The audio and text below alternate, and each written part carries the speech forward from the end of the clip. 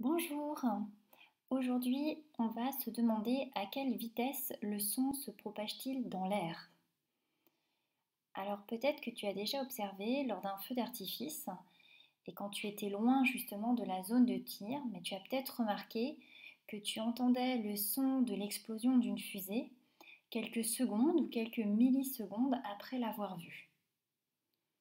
Et on va se demander aujourd'hui comment on peut expliquer ce décalage temporel entre l'image et le son. Il y a un autre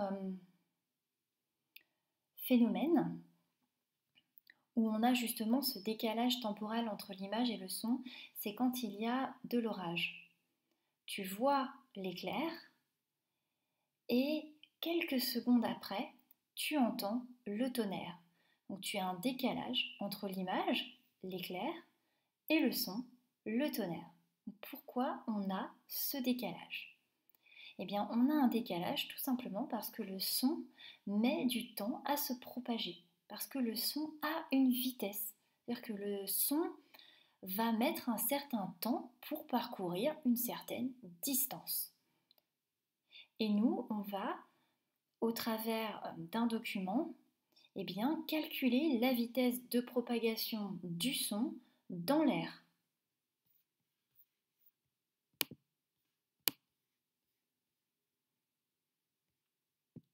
Alors le document que tu as, il ressemble fortement à celui-ci.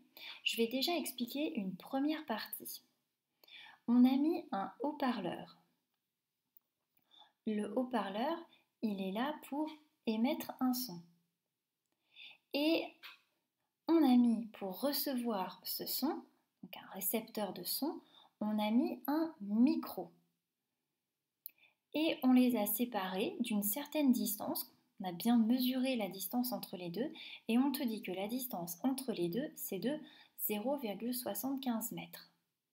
Donc on a déjà la distance entre l'émetteur et le récepteur.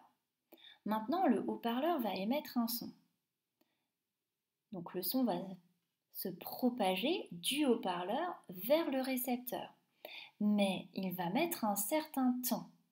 Et on aimerait bien pouvoir mesurer le temps mis par le son pour aller du haut-parleur au micro, donc pour aller de l'émetteur au récepteur.